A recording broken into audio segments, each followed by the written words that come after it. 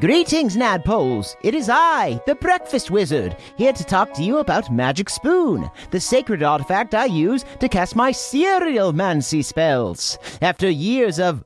Oh, what's that? It turns out this is an ad for Magic Spoon the cereal, not my spellcasting focus. As such, I'm going to let Caldwell take over. Ta-ta! Hey gang, Caldwell here. Sorry about that.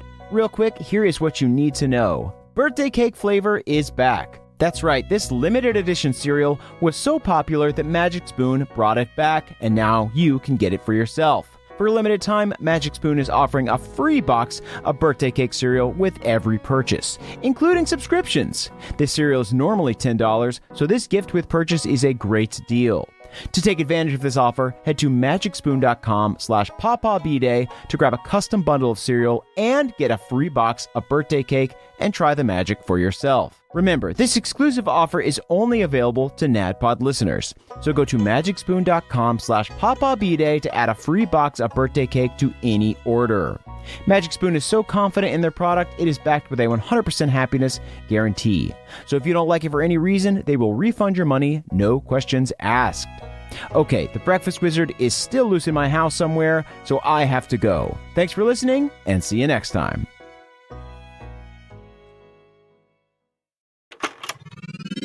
This is a HeadGum podcast.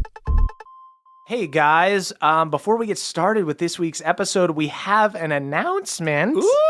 Oh. Who wants to reveal it? Guys, roll initiative to see who gets to reveal it. Okay. I'm going to roll cool. against you guys. I already put my dice away. Oh, I you put my suck, dice dude. away, too. Oh, I got a 3. Here, I'll roll for you, Bev. Okay, roll for me. Okay, I got a 3. Bev, you got a 19. Woo! I got a 20. Did you really got a nat 20? Jake, go ahead.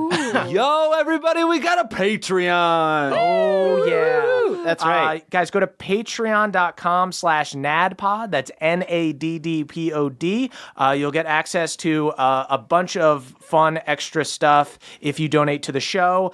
First and foremost, at $5, you're going to get the Short Rest podcast, which is an after show that we are going to record at the end of every single episode. We do a recap. We kind of hang out. We talk. Mostly we probe Murph to be like, okay, but what would have happened if we did this? Yeah, the first 2 episodes are also full of conspiracy theories started Yeah. by us. Yeah. It's just us asking what would happen if we didn't fuck up. Usually. And guys, the short rests will be pretty substantial because they're going to be 40 minutes to an hour each one. We're not fucking around. We're not fucking around. Yeah, No. we fucking uncork a bottle of wine and fucking chat. And that wine is sparkling.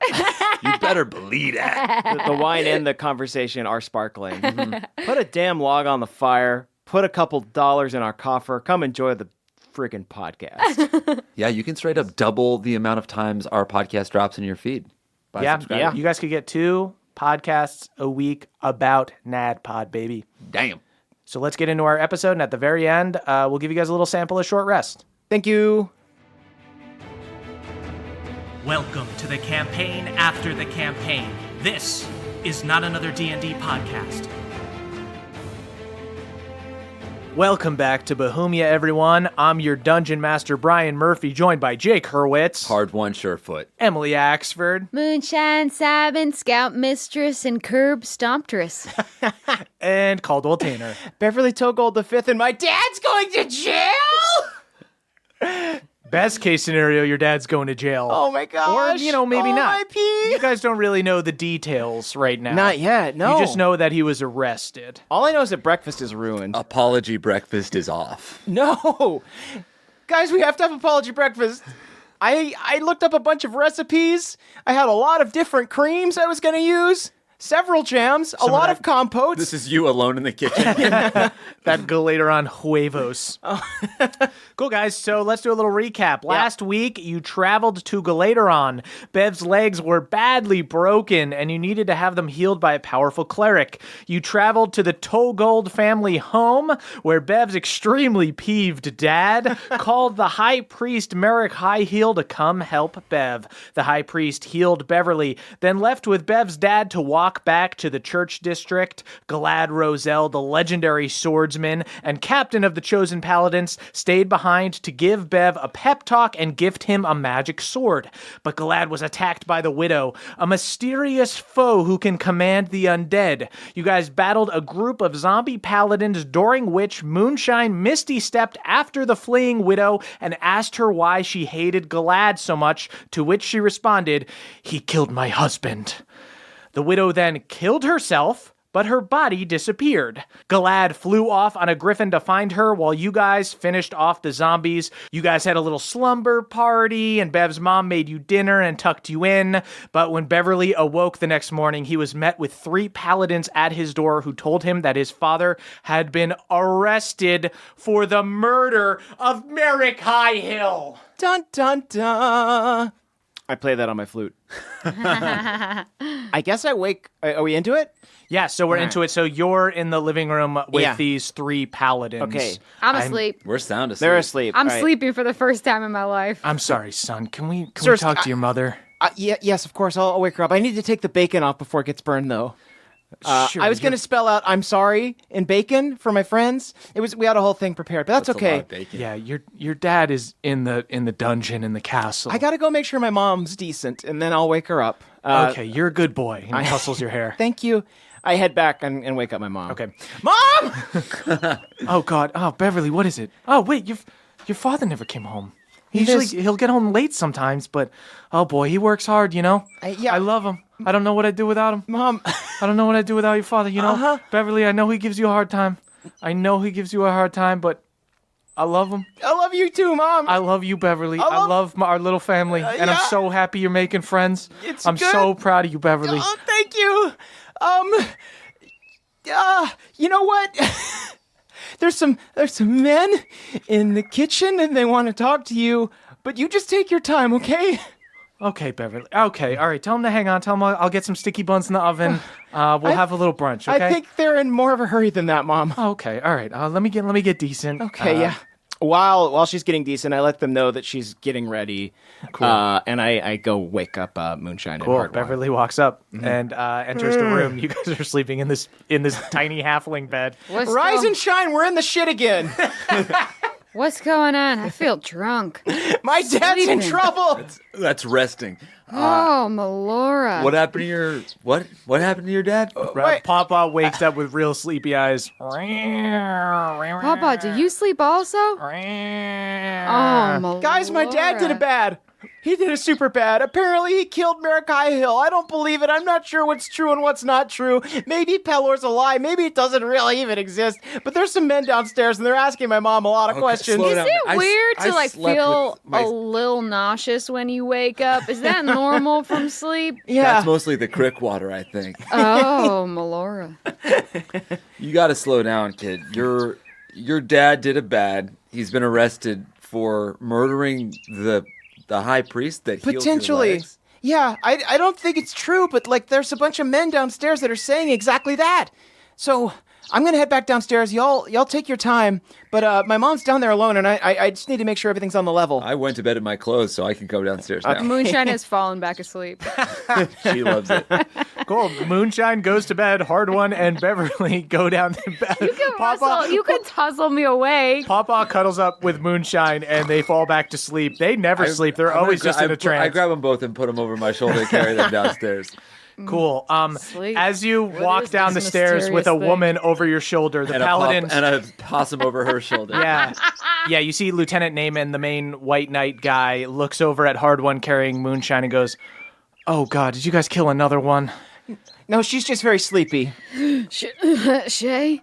Oh, sorry. We wish. And then from Hard One's back, I extend my hand out and say, Moonshine Sabin. Okay. These are my scoutmasters. They're Sleepy to helping be me. here. You see the knights shake your guys' hands, and Martha Togold is obviously extremely upset, and she goes, "Oh God, okay, I'm sorry. I don't feel like making sticky buns right now. I'm just That's okay, Mom. That's quite all right, Miss." Lieutenant Naaman addresses all of you guys, and he says, "The king is quite upset because he was about to name Merrick Highhill the High Septon, so he's kind of streamlining the whole hearing, Can I as just it were." Can I just ask this gently? your king's a little baby boy, right? He's the boy king, and we have great respect for the boy king, and he's extremely even-keeled and fair, but... And you said he's streamlining He's the trial. sort of streamlining the trial. It's happening, it's going to happen in like an hour. All right. So Y'all, I haven't revealed this to you before, but down at the crick, I've been a defense lawyer before. Really? I've seen you fake read for a pretty good portion of the journey. I should specify. I'm just imagining I should Moonshine with specify. like shoulder pad blazer on, defending that's someone with certainly- Southern Defending hospitality. possums and bullywugs. Certainly what I wear, but I should specify that the crick court of law, just the lawyer, the the defense attorney, and the prosecutor just wrestle, and whoever wins the trial. Sometimes there is trial by combat, so it's not that different than the crick, honestly. yeah. Jeez. And the boy king loves trial by combat. It's his favorite thing. It's And true. you have a lot of respect for the boy king? I we love all love the boy king. We love the king. We really do. It's like they teach You us. see, the other guys are kind of just nodding, and nobody's Hardwood clocks saying that. anything. Yeah. Do y'all do any kind of like morning hand over the heart? I pledge allegiance Oh, yeah. to the boy. He fills our hearts with blazing joy. Yep, we Okay. say that every day. He is so sweet. He is our king. He is the ruler of everything. We love the boy. We sure do. All right, I get that. Can we go visit my father and try and help him in any way? You can't visit him, but you can go to his trial, which is happening right now. Oh my pea! All right. Oh my sweet pea! Hardwood grabs some raw sticky buns and they head out the door. I ask Beverly's mom if she has a blazer with shoulder pads on it. I don't know if I'm gonna need to. Of course, yeah. Yeah, She- I'm a defense attorney. So. She goes, "Oh, I'm so happy you're here. We need you today. We really do." Yeah. She goes in and she finds a blazer for you. It is 3 sizes too small. I still wear It is a it. baby blazer. But does it make her look good? And then I guess I put it on Pawpaw. Papa looks professional. He looks professional and good. Wow, I feel like you come into the boardroom and put the boys in their place. You know, we do have a Song from Ferris Bueller. Low right. Naaman just goes, "Okay, well, I'm gonna go to the trial." Yeah, we are too. We're all going. Cool. Let's go. So the 3 paladins take you guys and Bev's mom. You guys get a private balloon up to the main castle. As you guys fly up, you pass the church district, which has these 3 grand cathedrals. Then you reach the first level of the castle. The castle itself is built on the peak of the mountain. There are 4 tower structures built into the mountain that work like pillars, and on top of them is a giant stone platform that holds up the entire castle. It looks like they essentially leveled the peak of the mountain and replaced it with the castle. It's quite majestic. Beautiful. So you guys land on the stone platform and are brought to the castle. Unlike a normal keep that might have a drawbridge and a moat to be more fortified, this one doesn't need that because it's atop a mountain. There's just a giant open-air archway that leads you into the castle courtyard. There are what look like street lamps all around, but with balls of purple energy.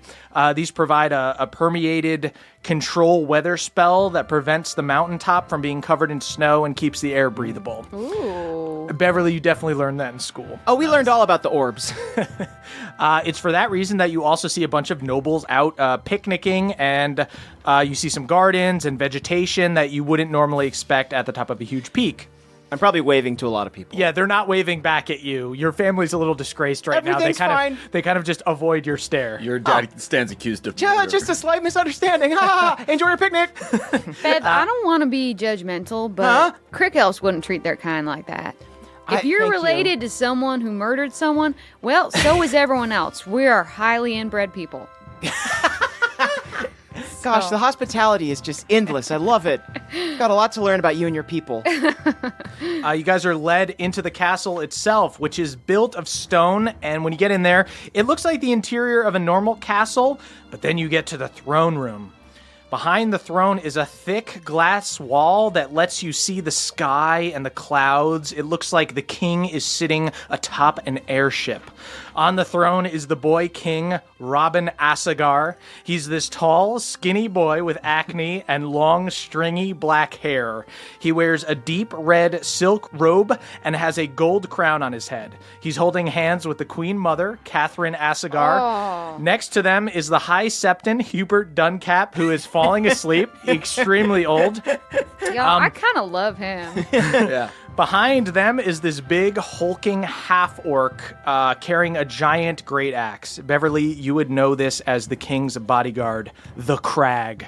Not to be confused with the mountain. Oh, the I crag. also kind of love him. Yeah. And how old is the boy king? I'm The boy fond king of is half 12. 12. Okay. Yeah. Yeah, me too. There are various knights gathered. Galad is there, as well as Captain Bulric Ghoulbane, who's a dwarf, and he's the captain of the Oath of Devotion Knights. Beverly, you also recognize Duncan Pebblepot, who is Denny's dad. He's a halfling in green knight armor. I thought it stunk Craven in here. As soon as the three paladins lead you guys in, Duncan walks up to you guys. He looks just like Denny, but, 40 years older. So he walks up and he goes, hey, gang! Beverly, so good to see ya! Hi, Mr. Pebblepot. Wow, hey, who are your friends here? These are my new scoutmasters. Your new scoutmasters, huh? My son Danny wrote all about ya! Your What son did he Denny say? is a piece of shit. So. Oh, excuse you, sir! It's true. I hate to say it, but your son is a bit gormless. Okay, well, that's rude. How are you, Miss Elf? Yeah, I also don't like your son. Okay, 0 for 3 on that one. Well, Beverly, even though you don't like me anymore, I'm really looking forward to defending your father. Oh, no, No. We like you plenty. It's just that your son kind of we ran into some trouble in Moonstone, and your son was And he ran responsible off. for most You of it. know yeah. what? We Pebblepots tend to get into trouble and just run off. So it runs in the family. Oh, absolutely. Literally. Are you even a Very. little disappointed in your son? It is what it is. Awesome. We're from a long line of Pebblepots. Where's Mrs. Pebblepot? Mrs. Or Mr.? Pebblepop? You know what? She's at home. She prefers not to watch me work. She says it dries her right up. You're just very honest, Damn. aren't you? Yep. So you're not a great lawyer, I take it? I mean, I do my best, and what more can we ask than that, huh, gang? We're gonna have to do the trial by combat thing. Yeah. Mr. Pebblepot, we did bring a backup lawyer for you. My friend, my scout mistress, Moonshine, is an accomplished lawyer from the Crick. Is that right? Yeah, I've defended a lot of murderers, thieves, conspirers. Oh, boy. Well, you're certainly more qualified than me, but I think it's kind of set in stone. I don't know if you could just walk in and say that. I defended one of those people who steals dogs from people that they put their dog, they tie up their dog dog outside napper? of brunch. Sure. Yeah, they steal them and they sell them. Wow. I defended him. You defended one. That's awful. It's kind of just a fun hobby that I put my morals aside. You know what? She's got a lot of skills. Beverly, your dad is a good guy, and I'll say if he killed the high priest, he must have had a good reason. If he killed the high priest, well, I'll eat my hat.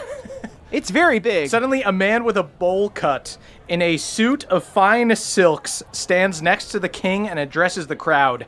Beverly, you would recognize this guy. This is Edmund Laurel. He's the king's uncle and a total prick. He's known for just kind of letting the king get away with anything to get on his good side. Is he like the regent, or that'd be the queen? That would be the queen, Okay. yeah. But with a completely inept High Septon who can't really speak, this guy has a lot of power because he has the king's ear. Gotcha. So this guy speaks up and he goes, "Attention, everyone! Bring out the accused!" And you see a few paladins come out carrying Bev's dad Daddy? in chains. And Beverly's Oh, dad no. goes, "Ah, come on, for peace sake! I'm blind! They blinded me! I didn't do anything! I can't even see! I'm tripping over myself here! They blinded my Where dad? am I? I don't know where I am! Wait, did they blindfold Bev, him? is that you?" Dad! Daddy! He's not blindfolded. Oh, no! You don't got You eyes. see, he has like milky white pupils. "Beverly, is that you, son?" It's me, Daddy! What did they do to you? "Silence!" Beverly Togold IV, you stand accused of the first-degree murder of Merrick Highhill, next in line to become the High Septon. What say you? I swear to P, I didn't do it. I woke up, I was blind, and he was dead. I didn't do it. Edmund addresses the crowd. Captain Togold was discovered last night, surrounded by the bodies of High Priest Highhill and 3 holy knights, one from each of the major faiths. His sword was covered in blood, and he was the only survivor. The king is very upset, because without a High Septon, now he no longer has a reason to have a party this weekend. Oh, Mommy, can we still have a party? Of course, son, we can still have a party. Oh, Mommy, I think he's guilty. Can we just kill him? Can we just kill him, please, Mommy? Objection! And the queen goes, oh, no, not without due process, my sweet. And Edmund goes, would anyone like to speak on Mr. Togold's behalf? I say objection again. Objection! I would like to speak! Beverly Togold V, son of Beverly Togold IV. A junior green knight and a 6-leaf green teen, here to defend my father against these foul charges. You see, Duncan Pebblepot was about to was getting ready to march forward. He had a big thing of papers. He starts to walk forward. Beverly goes out from the crowd. He immediately, just without missing a beat, just walks back and sits amongst the rest of the people. All right, well, good luck, Bev. Hold on, I would like to conference with my lawyer briefly. What is our plan here? All right, so I would say your dad was a good guy. There's kind of no reason for it. Why would he want the high priest dead, right? Is that your entire argument? I mean, he's a good guy. I'm a good guy. Things Look, kind of just Beverly, tend when to are you work gonna out learn for the to pebble pots. when will you learn to stop trusting the pebble pots? Do you have any evidence? Any at all? Oh, wait, hang on. I got one. I got this. You see, Duncan Pebblebot stands in the front. Why would he be blinded if he was the murderer, right? I mean, why would the guy blind himself?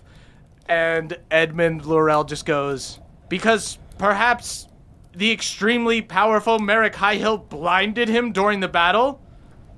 Yep, you know what? It's a pretty good point. Anybody else have any ideas, huh, gang? Sir Laurel, may I ask, when did this murder take place?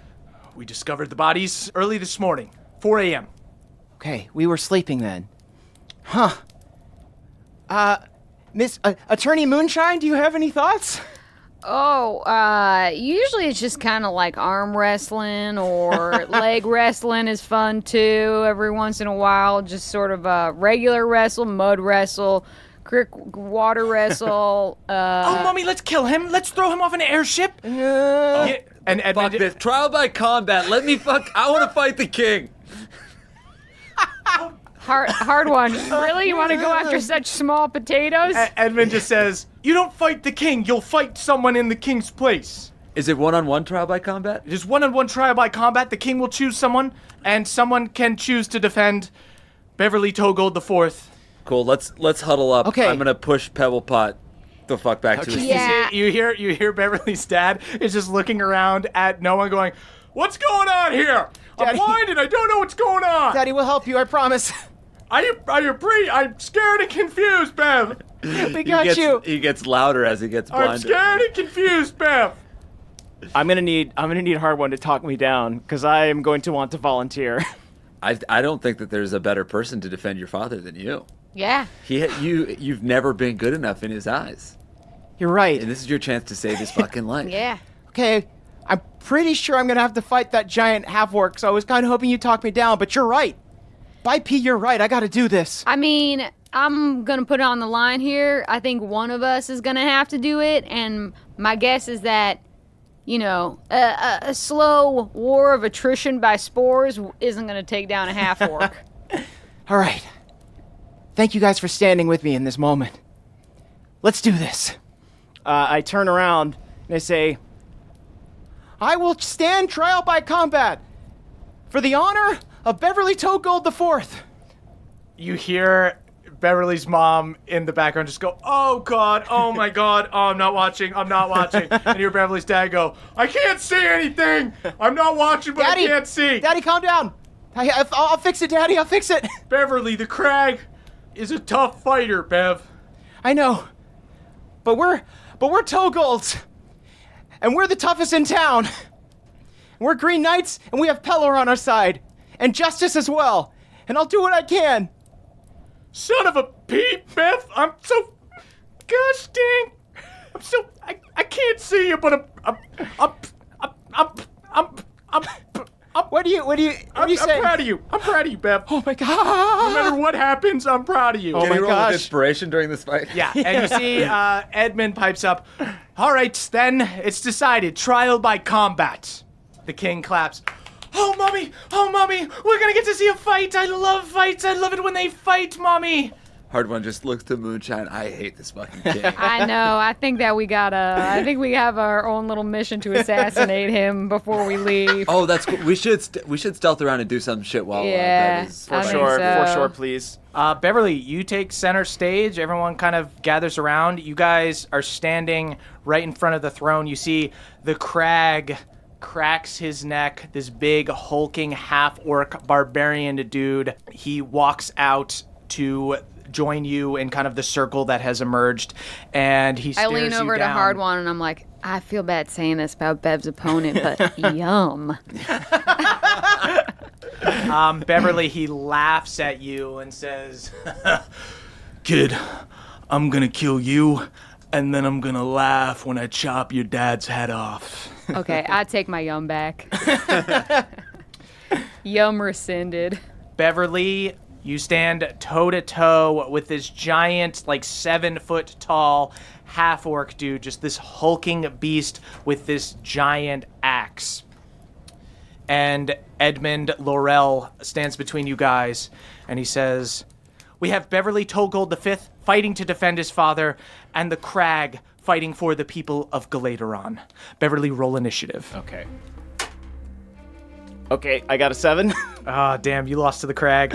Oh boy. Okay. It's an honor to finally meet you and to fight you, I guess. I was hoping that maybe it would be like at the party next week, but okay. I'm gonna knock you out, possibly kill you, and then I'm gonna chop your dad's head off and throw him from the castle. Okay, I'm gonna say the yum's back.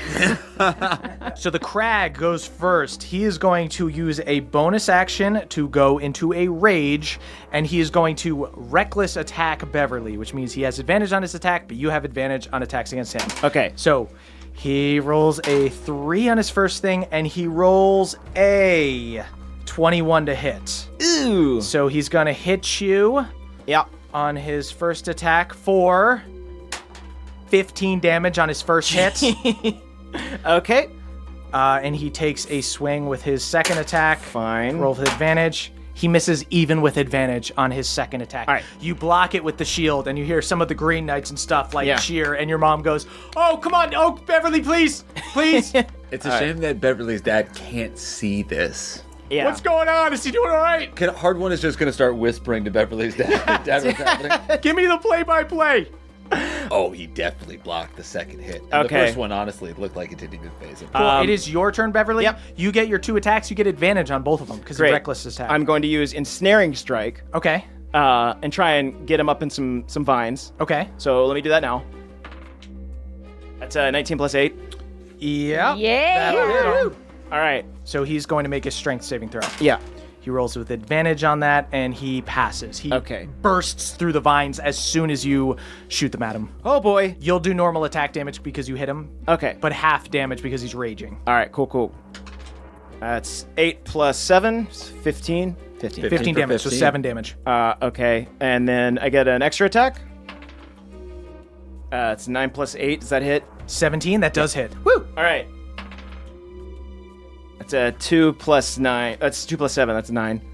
9 damage. Yeah. Okay, so And then- that's 4 damage. Yep. I will also say, you guys on the sideline, you guys both have an opportunity to give Beverly inspiration. If you guys inspire him, give him some kind of speech at any point in any of these rounds, I will give him advantage if I like what you say. Okay? What if I speak with music? I whip out New Betsy and Okay. I say, today, she is New Beverly. And then I do a sick fiddle solo. And as that fiddle solo is echoing through the halls, I take out my wood block. Oh, shit, the band! Start keeping time. The band.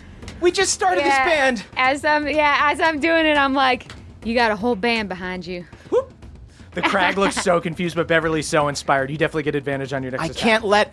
I can't die before we record our first single. Kalukale, Bev. Kalukale! So the crag takes his first attack. He's not going to do a reckless attack because he's a little pissed that he got hit both times that time. But he does hit on his first attack. 12 damage. Okay. He's going all out, so he's going to take another swing. And he actually hits with his second attack, but he rolled a 1 on his damage. All right, But, so that's not, sorry, it's 7 total with his bonus. So he hits you Okay. for 7. He's taking his third attack. He's going to use Rage to get a level of exhaustion. And he rolled a 7, so he fails. He misses on that one. Bev, that now is he's you. exhausted. You've got advantage on the first attack. I'm going to go ahead and use my Amulet Surge, I think. Half your hit dice plus your Constitution modifier twice. 15 plus 4? 19? Yep, 19. All right, cool. 16 plus 19 and back up to 35. Nice. You go back up. Okay. But you do hear your dad yells to you, Beverly. Yeah. Bev, I'm not totally sure what's going on, but he's going to have resistance to damage. As he's raging, you got to do some magic damage to him, Bev. You got to do some damage to him. All right. If it's magic damage he wants, it's magic damage I'll give him. I'm going to use a little magic slice. Go it's for time it. for that magic slice. It's time for that divine smite. See if you hit, and then you can divine smite. But you have advantage because of the band. Yeah, I hit with 17 plus 8. Cool. So What spell slot are you going to do the... second level, baby. So you do 3 d8s of full damage and 1 d8 of half damage. Okay. So first, roll your longsword damage first, and we'll have that. 2 plus 7. 2 plus 7, so 9. Yeah. So 4 damage. Okay. Okay. You slash into him, and then this burst of Pelor power. The power of P. P. Get him with the power of P, Bev! I focus on Pelor in my mind. I see his big bearded face. He's like Santa Claus, but the sun. He's like a big muscular Santa Claus, but like, wearing a bathing suit. I focus on him and I slash with my radiant damage. Roll 3 d8s for your second level. Come on, Bev. Nice! Hey everybody, it's Emily here to talk to you about Aura Frames. Mother's Day is coming up and some of us are looking for a way to shower the maternal figures in our life with love. Well, look no further. Aura Frames are the digital picture frames that bring all your photos and videos together in one gorgeous, high-resolution display. They're super easy to set up. They save you from the struggle of printing and framing your favorite photos, but most importantly, they help you stay connected with family that live far away. That's because you can kind of preload a bunch of pictures onto the frame, but you also get to keep adding pictures, and you can invite the rest of your family to add pictures. The gifts you make mean the most, so this year, turn your family's past into the perfect Mother's Day present with a connected frame from Aura. Right now, Aura has a great deal for Mother's Day. Listeners can visit auraframes.com/pawpaw to get up to $30 off on their best-selling frames. That's auraframes.com/PAWPAW. Plus, listeners can get free shipping with code PAWPAW at checkout. This deal ends on Mother's Day, May 14th, so don't wait. Terms and conditions apply. Goodbye, sweeties. Hey there, Nadpoles. This episode is brought to you by Rocket Money. Do you know how much your subscriptions really cost, folks? Well, most Americans think they spend around $80 a month on subscriptions, but the actual total is closer to around $200. Holy hell.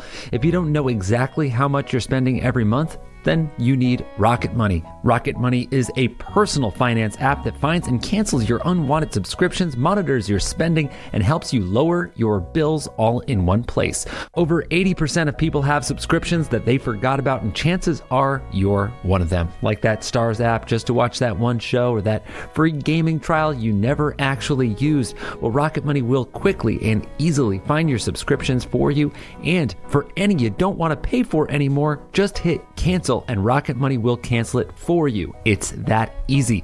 Rocket Money also helps you manage all your finances in one place and automatically categorizes your expenses so you can easily track your budget in real time and also get alerted if anything looks a little funky. Over 3 million people have used Rocket Money, saving the average person up to $720 a year. Wow.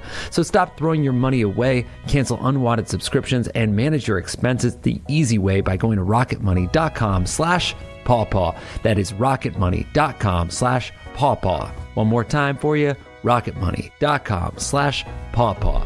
Thank you. So that was 8, 6, 1. So that's 15? 15. Yeah.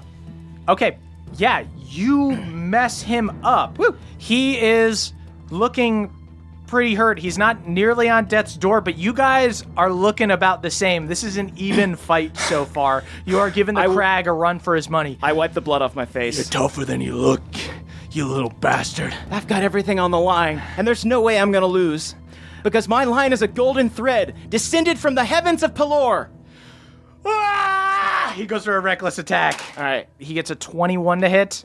That hits. That's gonna hit. Another 12 damage. Okay. He takes a second swing, and he misses with both. Woo! Yes. Yeah. That is you, Beverly. Okay. As a bonus action, I'll go ahead and cast Divine Favor. Okay. Which means I get an extra D4 of radiant damage on a hit. Sweet. Okay. And I guess I'll just do another, I'll just do another Radiant Strike, or another Divine Smite. Cool, go for it. Cool. Take a swing at him with advantage and see if you hit. You don't got a chance, kid. Oh. You see he's like kind of out of breath. That's a 2. I would just like to The 2 crew. acknowledge it. Shout out. the 2s, baby. Shout out to the 2s. Please don't keep getting 2s. Yep. That's 15 plus 8. That hits. Woo! All right. Roll your damage and expend a spell slot however you want to do it. 4 plus 7, so 11? yeah.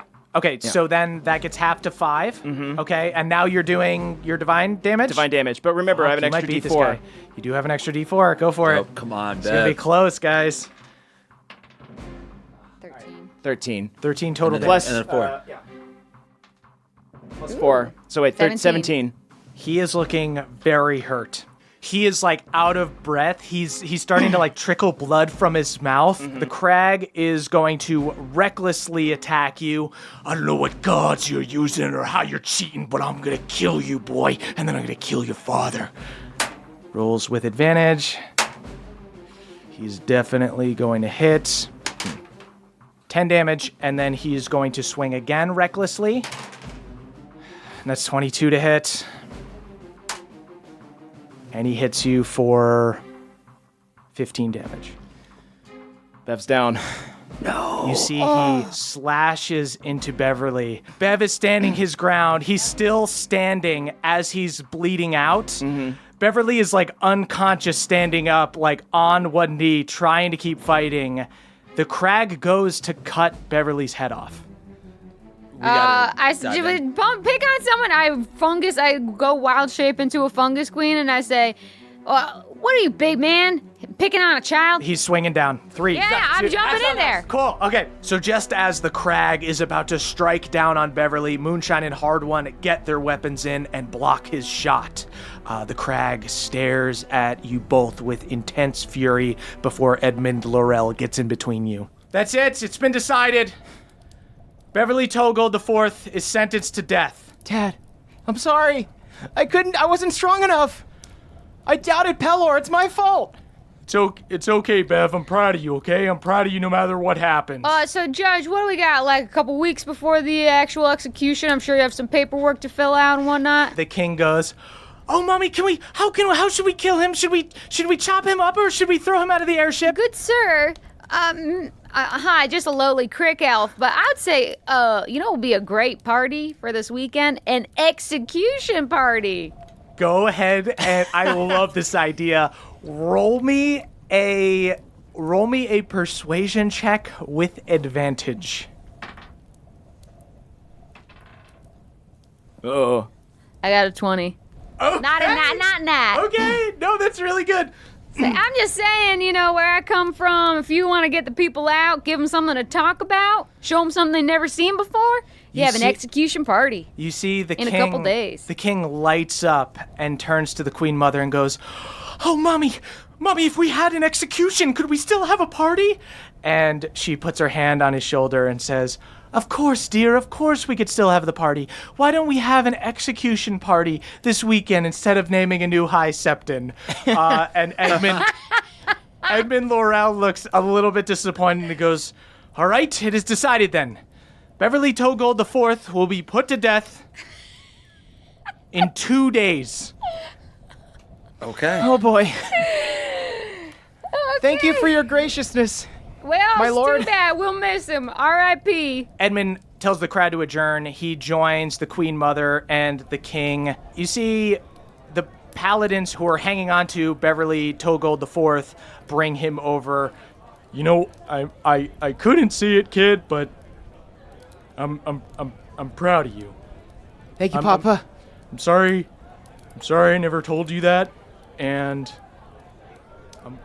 I'm glad you made such good friends, and I'm sorry I'm not gonna get to see you become the Green Knight that I know you're gonna be. I swear to P, I know you're gonna be a good Green Knight, Bev. I'll do my best. All right, this is real sweet, but look, number 4, you gotta try to remember what happened. We don't think he killed the high priest. Oh, I sure to P didn't. What happened that night, Daddy? Just start from the beginning. Yeah, do you remember even leaving the house? Under what pretense did you leave the house? The last time we saw him leaving the house was with the high priest. I left the house with the high priest, brought him to the cathedral, brought him to his little apartment attached to the cathedral. He has a little apartment. He has a little apartment. It's very cute. Okay. We talked for a little bit. Suddenly there was a smashing sound. I went blind. I heard screaming. I was knocked out. I woke up. The paladins were there to arrest me. That's all I know. And you Sounds like see foul play. The paladins that are holding Beverly Togold IV kind of put their hands on his shoulder and go, "All right, buddy, we gotta take you back to the dungeon. Sorry, guys." And he pulls Beverly Togold IV back and takes him back to the dungeon. I fall to my knees. I weep openly. For my papa. It's okay. That's a good cover. Makes it seem like he's making peace with his daddy's death rather than scheming. That's right. Can I... Would lesser restoration be able to heal my dad's eyes, or is it too much damage? Your dad is like cursed. Your dad would be able to heal his own eyes. So he is clearly like somebody very powerful fucked him up. Would I be able to sense? You could pretty easily tell that it was like necromancy. We gotta find this fucking widow. Yeah, so as you guys are kind of circled up, Galad joins you guys and he says, Ugh, you again. Oh, you again. Hey, Galad. "Great job, Beverly. You almost beat the crag." It wasn't enough. Okay? Hey, where'd you go on your griffin last night?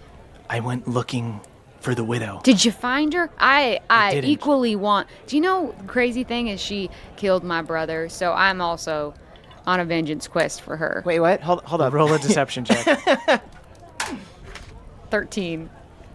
He looks you up and down and says, "She's killed so many of my friends. I don't know why you would lie to me about her killing one of your friends. I'm sorry. Just be truthful." Honestly, I have a crush on you and I was trying know to what? impress you. Actually, Roll a deception That's check, 'cause okay. that could not possibly be true. I want to try... got a 5. I don't know how you're the only woman who doesn't have a crush on me, but I can tell that you're lying. I'm sorry. I'm really putting you through it Yeah. tonight. She likes the crag. We all know who's responsible for this. It had to have been the widow, right? Yeah, you're Yeah. totally right. That's so true. If we can prove that That's our it's best lead, yeah. if we Yeah. can prove that it's the widow, Then we can get him off. All right, well, we've got 2 days. I don't want to put you guys in danger, but I have some information, and it's not exactly something we as the Chosen can follow up on. Us paladins in our full armor aren't exactly stealthy, and we don't blend in well. Me being the White Rose of Galaderon and all. Okay, yeah, the White Rose. Yeah, me, Yeah. Congrats, me, buddy. Galad Roselle, the White Rose of Galaderon. And you don't believe that I have a crush on you. I'll roll with disadvantage to pick up on you because I rolled a 1. Okay, you do have a crush on me. But I'm sorry, I'm married to the job. Don't you know? It's He's fine. chaste. I ain't looking for marriage, you know. I wink I at him. pull out my Galad Look trading at hard card. one, like, what am I doing? Shrug. A web of Wow. lies. My rookie card. And I pull out his trading card that says Galad has never had sex. So, just to prove... I give him a very enthusiastic thumbs up. That's right. I am pure. Ew. So sorry, Can't believe I was jealous of you. sorry, Moonshine, but I don't think it's I'm going to work. saving myself for the light. I look at hard one and I say, I think my lies are working on Bev, and I feel really guilty. Don't worry about it. But so tell us this information. What's the information that paladins can't act on? So, apparently, the widow keeps a few contacts. The only people we've ever seen her with are this little rat man and this bear guy who work down at the docks down in Lower Galaderon. They work to repair the airships that aren't working. And Salt of the earth people just like us. Yeah. apparently, Let's go moonshine. the widow meets with them occasionally. For repairs or social calls? We don't know. She might know them, or they might be allied with her. They've never attacked any of the Chosen, and the widow often attacks us. So I don't know totally what their allegiance is, but All right, we're gonna take a hot air balloon down to the Yeah. down Just to the a lower r- Galaderon. Are they Have working- Just fun a on not real getting laid. inconspicuous hot air balloon. Are they working now? Would we be able to find them if we went right now? it's still the daytime. You might be able to find them. You might be better off going at night. Ooh, Actually, they often stay late working on a ship later than all of the other dock workers. It's pretty suspect. We've tried to What's the confront ship them called? before, but they're pretty capable. Does that ship have a name blazoned across it or some kind of identifiable bust at the front? I couldn't tell you. Is it the Lady Mercy, or perhaps the High Wind, or perhaps the regalia of the Gale? You know, most of the ships down there are trade ships and such lesser military vessels. They'd probably have, better people on it than Okay. I see. than these two if they were important ships. Also, now is a really bad time, but could you sign this rookie card? Oh my God, he already autographed your sword, Bev. Absolutely. Do you want me to write it in Elvish? Like your Absolute- sword? Yeah, that'd be super great. Thank Okay. you. Do you want me to also sign it from Rosaline? Yes, if you could. Who is you go. Rosaline? My sword. It's his Okay, sword. but what'd you name your sword after? Dead cat? It's just my sword's name. She speaks to me.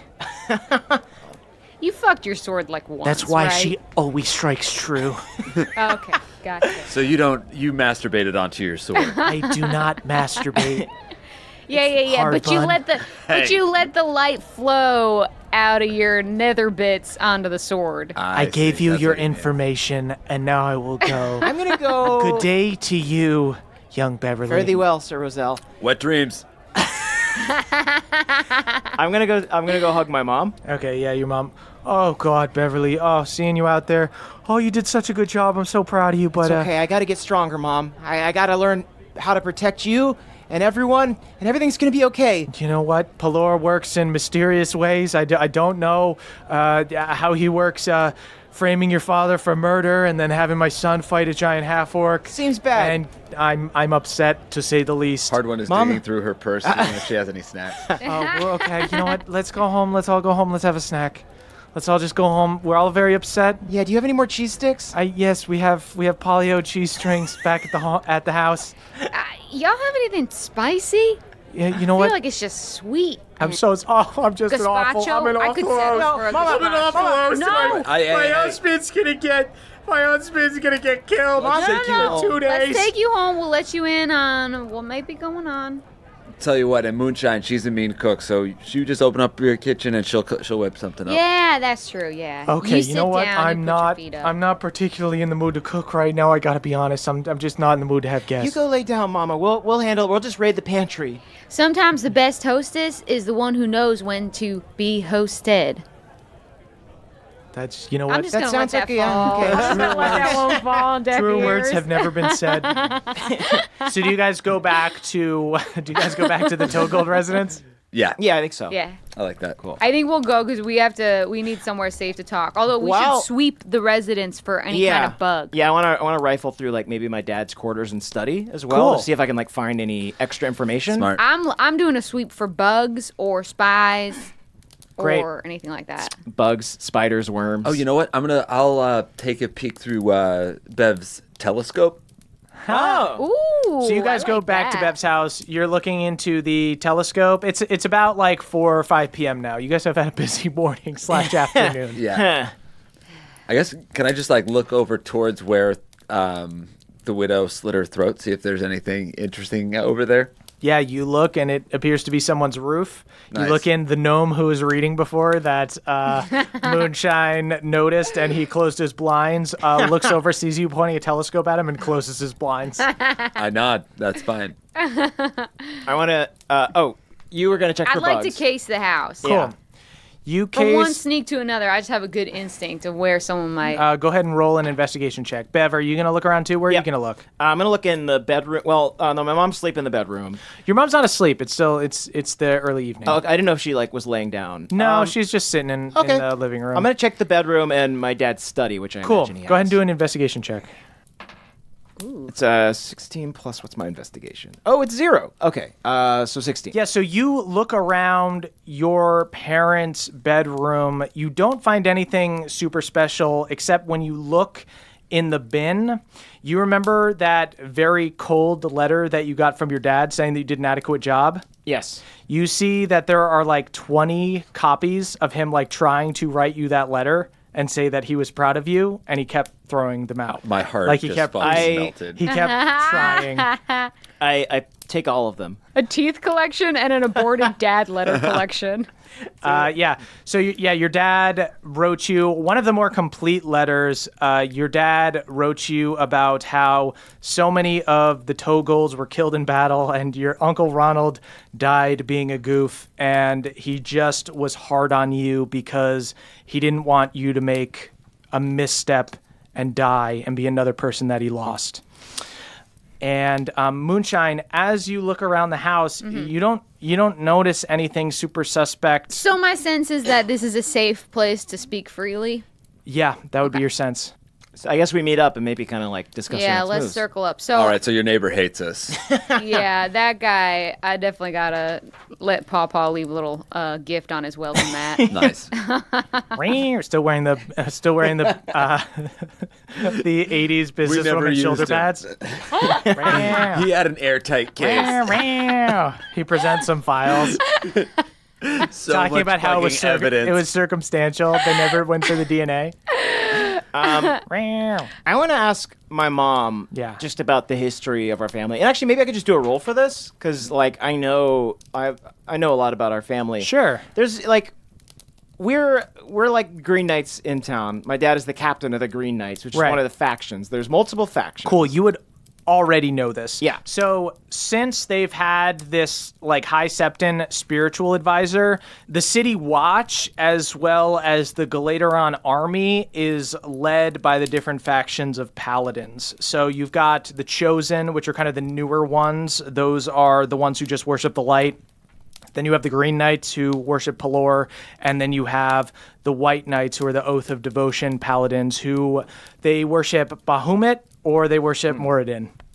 And they have kind of like an alliance. The White Knights are kind of the by-the-books regular paladins. The Green Knights are the, more nature-focused paladins, and the Chosen ones are the ones that are a little bit funky. Well, I think we gotta head down to the docks, y'all. I don't think there's anything left for us to do here. Yeah, I would like to reassure your mother, though, that I don't know if it was obvious. I don't actually want a party for your husband's execution. I was trying to buy us time to hopefully save his That life. was a stalling. Oh, thank God. Oh, I understood, and I really appreciate it. Okay. But Beverly, your father wouldn't want you to put yourself in danger. You've already done enough. We've lived a good life, and if Pelor takes him in 2 days, then Pelor takes him in 2 days, and we just had to accept that. That's unacceptable, Mom. Miss Beverly, if I may, we will make sure that your son does not put himself in danger, and instead me and Hardwan put ourselves in danger. We're scoutmasters. We have And Mistress. I have a pretty bad track record of putting myself in danger, but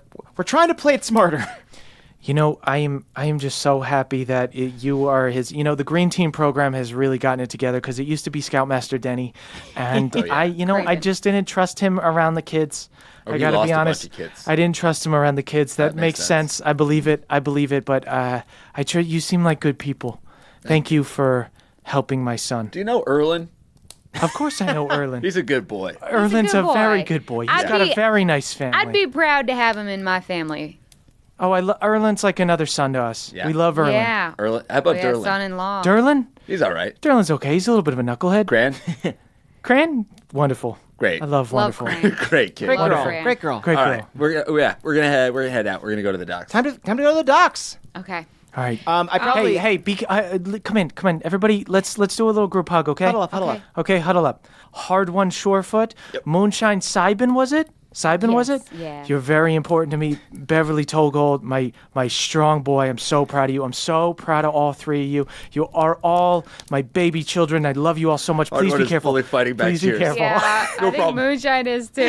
No problem. Moonshine's sitting here being like, I felt so bad for Beverly for having a dad who didn't give him enough love, but the amount of love that your mom gives you just like negates that. And the love that his dad just had bottled up. Yeah, It wasn't a no. lack. It was a plethora. I'm blushing. I'm blushing Yeah. big time. Do you guys? Would you guys like some sticky buns before you go? Yes, please. Yes, please. She makes hard one some sticky buns. Maybe you could like just douse it in some paprika or something. yes, It's so sweet. Do you have any Cholula for moonshine? Please. Well, I'll make it as spicy as I can. Thank you. All right, to the docks we You guys go. are off? Off to the docks. What do you guys think? So I think that we got to try and spy on these people. Yeah, we gotta stealth up. Before we go, I do want to say that I probably switched into like lower Galaderon clothes. Oh, nice. But I think they're still probably a little too clean. Cool. But I did my best pass at like looking a Like little less. your Halloween costume of a sailor from a few years ago. Exactly. I'm in a sailor boy outfit.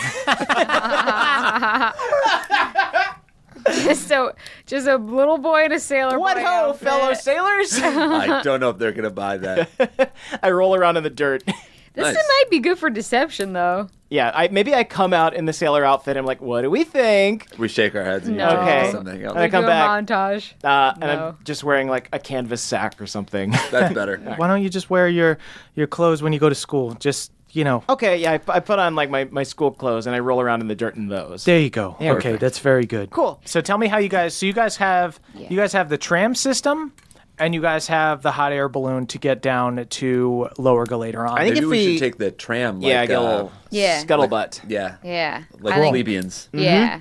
Cool. Try to blend in. There is a rarely used Upper Galaderon tram station, but you guys go to the tram station. It's a man-made cave. There's a little platform that leads out to the track, but the trains don't run on normal train tracks. There are 4 rails, 2 at the top and 2 at the bottom. The trams each have a conductor who pulls an igniter that powers the tram, then it slides along the rails. So you guys wait a little bit and see a tram pull up. The train has many individual cars that fit about 15 people, and there are huge windows so that you can look outside.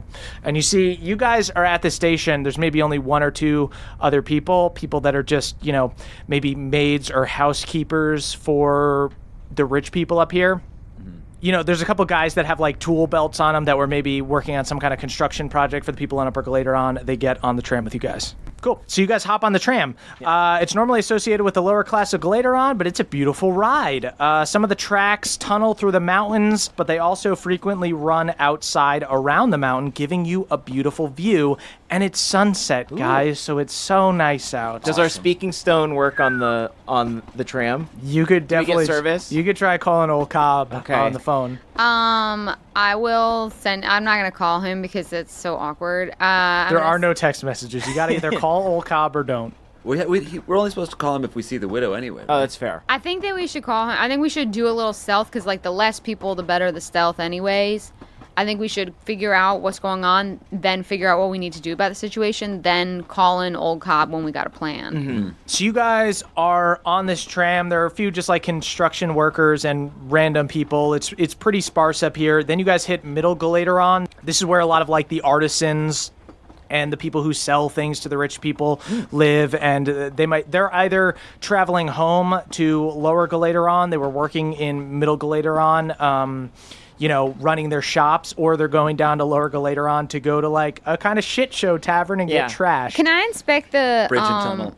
Can I inspect the fingernails of our fellow train riders and see if anyone's got dirt under their fingers? The guys who got on the train with you guys, there are like 2 human construction worker guys who for sure have dirt under their nails. Okay, so I go over to them and I say, hey, y'all, I'm an assistant for one of those highfalutin up in the hills hobbit people. Halfling, pardon me. We're working for the Pebble Pots, and I gotta say, that guy is annoying. Do you know him? Oi, them Pebble Pots is the worst, they is. I put my pick up hand on Beverly and I shove him away. Sorry about my idiot son. I won't disturb your conversation any longer, I'm a man. common folk like uses, I am. There. Is that your son or is that a halfling? He is my idiot son. I had him when I was very young. Roll a persuasion check. I was born sick. That is a 12. Okay. This guy looks at you and goes, I know what a halfling is, man. Why are you lying to me? I'm adopted, I am. And I rolled persuasion. Go ahead, roll a persuasion check. I have no clue who these people are, honestly. Roll a persuasion check, Moonshine. Ooh, okay. I got a 20. Okay, he believes Moonshine that she doesn't know who you guys are. If this is a private conversation, sir, that you need to, I don't know who these people are. If they're your friends, I can stop bothering you. They're not my friends, but I believe this kid, you're adopted, but this isn't your dad. Have you been kidnapped, son? Are you okay? Quit taking the piss out me dad. He's my adopted pup. Oh. Hey, he's right, and he's a moron. I'm sorry. I'm just going to go back to watching the That's sunset. abusive. I'm a dirty boy, I am, because I Look work it in the streets. He turns to Moonshine. Look, it's been a long day of work. What's up? I was going to ask you about some stuff, but if you want to deal with this, I can. Deal with what? These crazy people I don't on know the who train? they are, if they're your friends Hardwood or starts whatever. yelling, does anybody have any change? I don't want to bother anybody. Spare You some see, gold. everybody puts their heads down and pretends Now to not Moonshine hear can you. get to Boy, your showtime. I start Everyone's dancing. ignoring the shit out of us now. Okay, he turns to you, Moonshine. Well, these people are nuts. Yeah, I don't know what's going on. I thought you were with them. I saw you with them at the train station. Just because we got on at the same station doesn't mean I have anything to That's- do with these knuckleheads. Amen, sister. I got nothing to do with them either. Yeah. Basically, I'm trying to get down. I got sort of vague instructions from one of my halfling bosses that he needs something repaired by a bear or a rat man or something like that down at the docks. And Okay. he's sending me on this harebrained mission. I don't know. I'm just wondering if you could point me in the direction of either of these repairmen. I mean, if you go down to the docks, you'll find the shipyard. I do construction for the people up on Upper Galaderon, so I don't work in the shipyard personally, so I don't know Okay. anybody who works there. I have seen a rat guy and a bear guy who are friends. Yeah. That's they're- who he's talking about. Yeah, I've seen them hanging out at the Hunter and the Bow. That's a tavern down in Lower Galaderon. But if you're Interesting. looking for the shipyard, the shipyard's down by the ocean. That's where they repair the airships. Great. That's helpful. Yeah, okay, great. Thanks. I really appreciate it, man. Hard one is off, just beatboxing as Beverly. Guys, do a performance check to see if anybody throws you any copper. Wow. It's an 11. Yeah, I got an 11 as well. Cool. I'm gonna roll a d4 to see how much gold you guys earn. You guys got one Gold? gold. All right. Yeah, Oh. I bite it. it's a real gold piece, brother. Cool. So Oi, you guys, me teeth. you guys get down to Lower Galaderon. Again, I exit separately from them to maintain the illusion that I'm not with them. We double back around. And then I meet up with them. And I'm like, okay, so this is what he told me. We could just go straight down the docks, or we could go to the Hunter and the Bow. Let's go to the Hunter and the Bow. Look That's for a where they bow. are. It seems like that's going to be easier than trying to knock on. I hold up that He says- single gold piece, and I'm like, drinks are on me. He said he has seen them there before, not that they would be there tonight. Okay, We I could think go to the docks then. we should probably head to the docks. Also, what did you think of my commoner accent? I thought it was pretty good. I thought that you definitely endangered us yet again. Okay, all right. Good to know. I'll just use my normal voice from here on out. Thank you you, don't- Scout Mistress. normal voice or accent voice. You also don't have to use it all the time. So just don't talk. Sometimes. Okay. Silence? Yeah, okay. I would say sometimes you paint the best picture by not just throwing a bunch of colors at the wall. Sometimes the best picture is a still life. Exactly. Exactly. All right, so you guys want to go case the docks, see if we see them, and then if not, we go. I got something I want to do to try and gather some intel from them. I have something I want to try as well, but I'll let you Okay. do your thing first. Cool. So you guys make your way through Lower Galaderon. You see that there are modest cottages and shelters tightly packed together. There are blacksmiths and tanners and, miners and stuff packing up for the day. Some of them are going to this tavern. The hunter and the bow, there's a thick smell of sweat in the air. This is, unlike Esri, where the outer rim was like complete poverty, these are just kind of like a hardworking people doing their thing. But as you guys pass the hunter and the bow, you do see old Cobb drinking by him. Like, as you look through the open door, you see old Cobb drinking by himself at the bar. Can I see if we see? He looks lonely. Can I look past old Cobb and see if I see a mouse or a bear creature in there? You do not see a mouse folk or a bear creature in there. Got it. Let's kind of like be really discreet about going in. Yeah. Cool. Not make a big deal because we might be back here later. So you guys entering the bar? Yeah. Great. So you guys enter the bar. Instantly attacked. Roll initiative. Old Cobb is drinking. There's this grizzled old dwarf bartender who is serving Old Cobb. Yeah, we'll go to Old Cobb. Okay. Moonshine, how you doing out there? Oh, the you joke's already you gave me start. that call. I looked for the widow. Old Cobb couldn't find her, and Old Cobb's a hell of a tracker. He You're the is. best, old Cobb. They don't make them like you anymore. It sure as hell don't.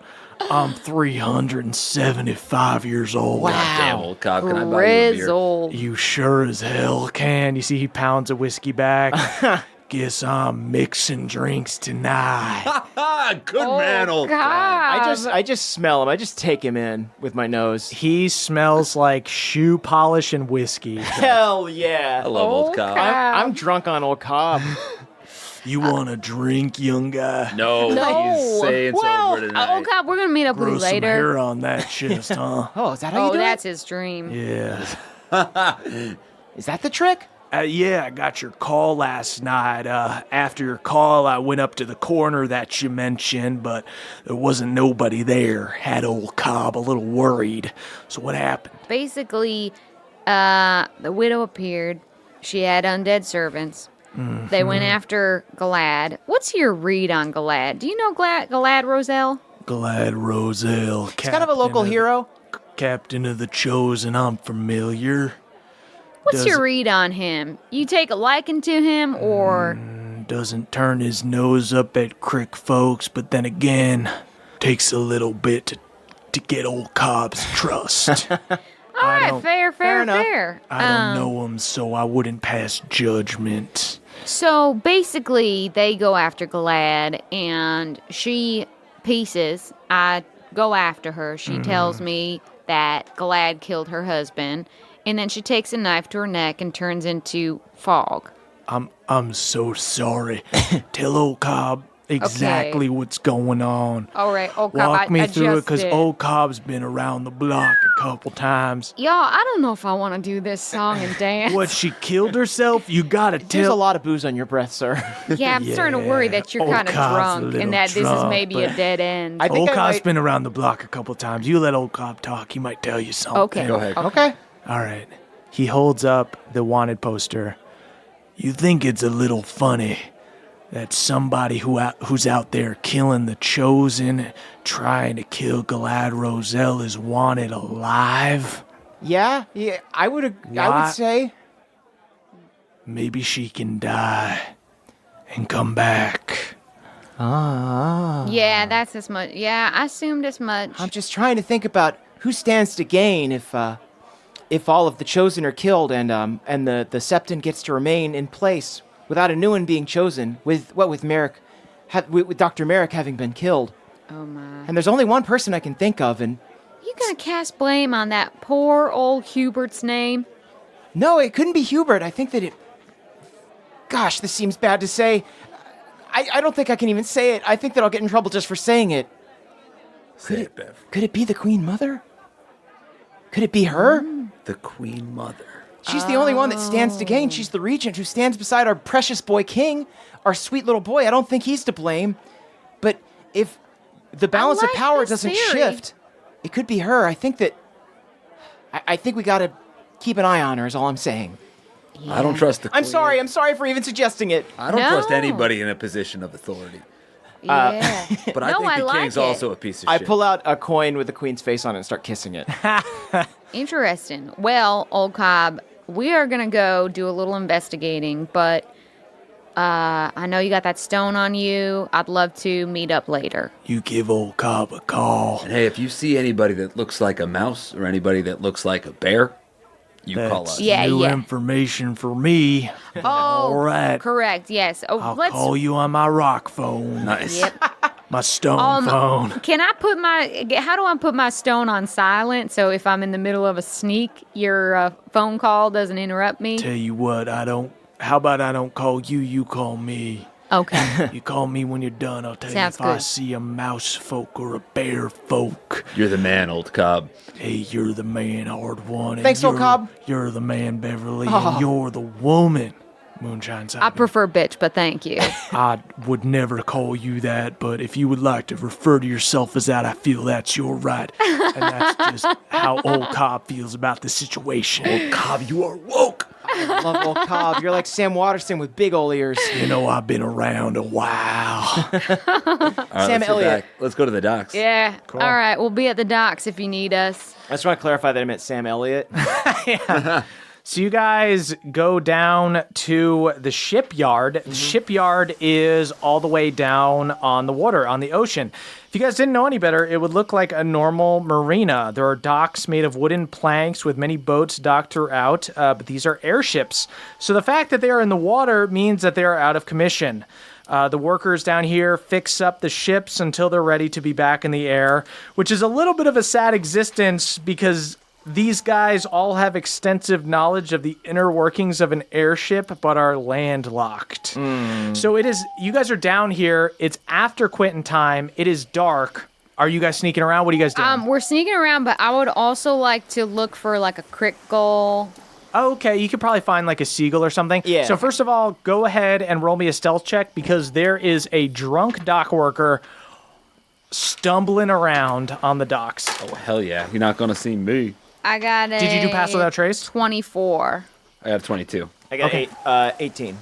This drunk guy does not notice you guys. He's just shambling about going, I used to fly in the air. Now I live in the docks. And he passes out. Oh, and what if falls he asleep. used to be some kind of bird? Why would you fly in the air? I think he used to be like a Hot air balloon? Hot air balloon. He's talking pilot about guy. the airships. Yeah, the airship pilot. Yeah. They've all been taken out of commission. So, if anyone has something else they'd like to do, that's cool. But I'm looking for a crit goal or whatever you call Okay. them A here. gull. I mean, you could walk out onto a dock and find a gull Yeah, pretty easily. that's what I want. Go ahead. You wanna- Okay, you specifically Okay. wanna walk out go. onto a dock. Do you want to cast Speak with Animals? Yeah, I would like to say. You ever seen a rat and a bear spending time together? That would be silly. I seen a rat and a bear on a boat here. Would you? May I cast a spell that gives me a link to your brain so we can kiss brains, and you can go take a look at them? Kiss brains. Okay, I cast. Let me see how long it lasts. Okay, it's lasts for a while.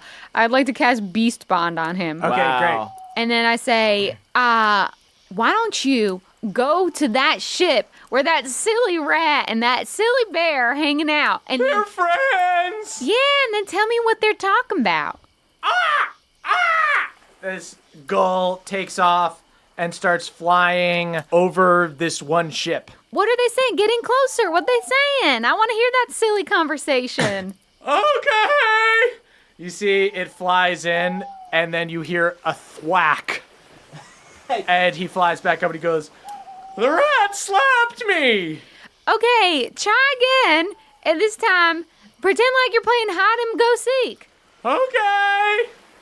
You see, in the distance, the bird goes in, and doesn't come out, and you don't hear any more from the bird. But now we know what ship it is. Let's stealth over to the ship. Stealth over to that ship, right? Excuse me, everyone. I just sentenced a gull to death. We gotta go save that gull. I don't think they're just like taunting him. We I don't think even he's know its dead. name. Oh, Malora, I was too cavalier with coy. his life. Yeah. Okay, well, that's the ship. Okay. So I'm just gonna stealth over there to try and spy. Okay, go ahead. Roll stealth. I got 19. Okay, you just barely passed. Yeah, they got big ears. So, Moonshine, you sneak up to the ship and you see that there is indeed a mouse folk and a bear folk working on this one ship. They are the only workers that are still working. You see the mouse folk clearly had red fur at some point, but it's mostly turned gray. He wears a dirty white shirt under a brown vest and a little newsboy cap. He's carrying a rapier and a dagger on his belt.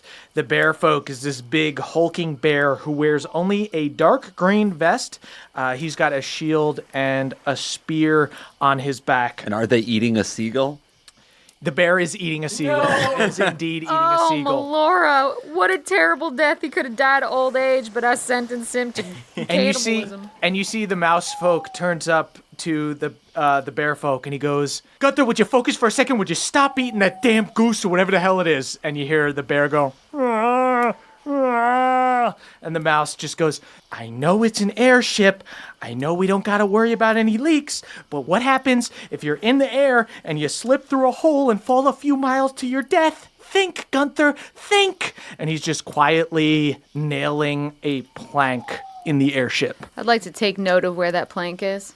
Cool. There are lots of holes in this airship. This is a broken down airship that these guys are quietly trying to fix. They are trying not to get caught. They're trying to make it airworthy, it seems. Yes. Okay. All right. Okay. I run back and I tell everyone what I heard.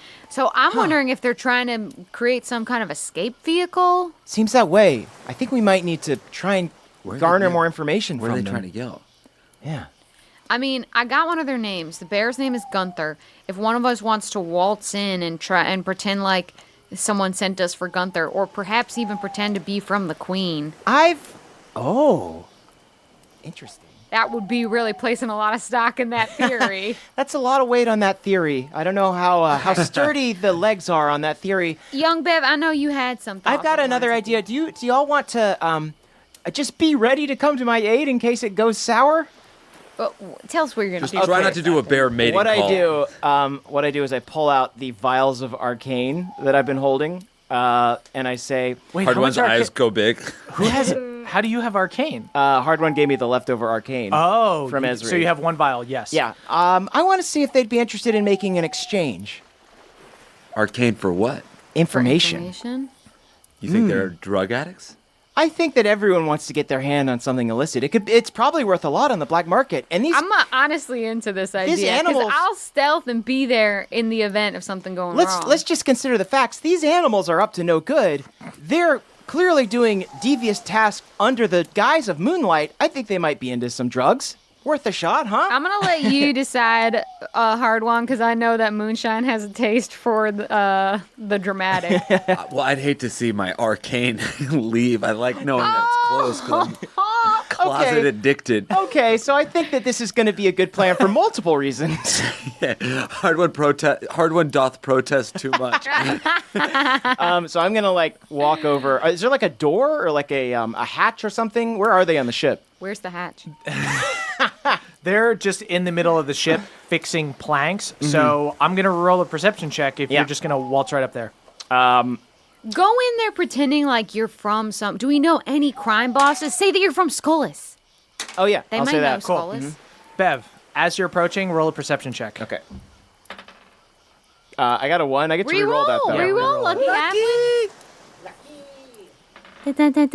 Oh my God! Band of Twos delivers. That's insane. The Band of Twos always delivers. Bev, as you walk up, you get to the ship. Yep. Nobody's on it. Some magic shit.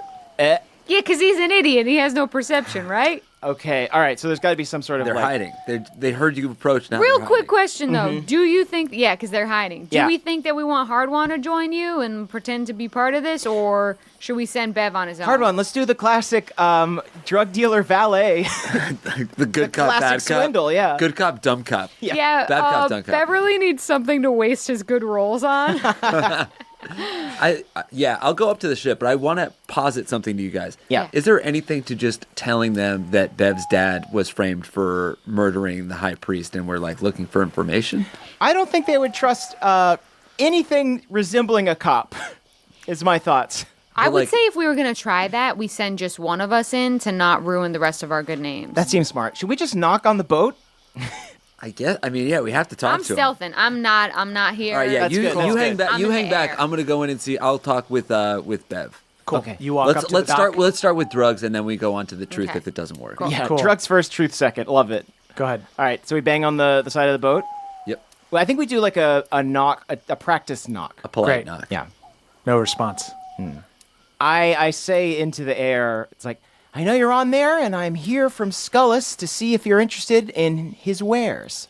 Roll a deception check. Okay. That was good though. He's getting better. I know. Deception, or Yeah. can I use persuasion? You could use either. Okay, persuasion's going to be a 20. You hear a sigh. Kid, I don't want any drugs. Get the hell out of here. This isn't just any drug, sir. This is one of Scullis' finest, direct from the bubble city of Esri.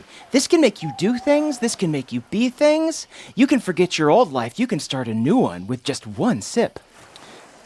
You hear just these guys have not poked their head out or anything. They're still just hiding on the ship, and you hear the dude just go, "Yeah, okay. Get the fuck out of here." Okay, you don't want drugs. But how do you feel about uncovering the truth? Don't give a shit. Okay. Okay, all right. I think hopefully while we are distracting them with our pitch, Moonshine maybe is stealthing onto the boat. Sure. Do you want to stealth, Moonshine? Yeah. Go ahead and roll Cool. a stealth check. Two Two fours in a row. Yeah. But I do have 6 stealth, so 10. Okay. First off, doing me a perception check. They saw you. Whether or not you saw them is up for debate. It's going to be a 9.